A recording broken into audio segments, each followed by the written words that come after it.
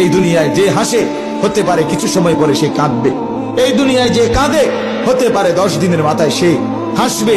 আজকে যে সুখে আছে কালকে হয়তো সে দুঃখে আছে, আজকে যে দুঃখে আছে হতে পারে কালকে সে সুখে আছে। দুনিয়া তো অবস্থা বদলায়।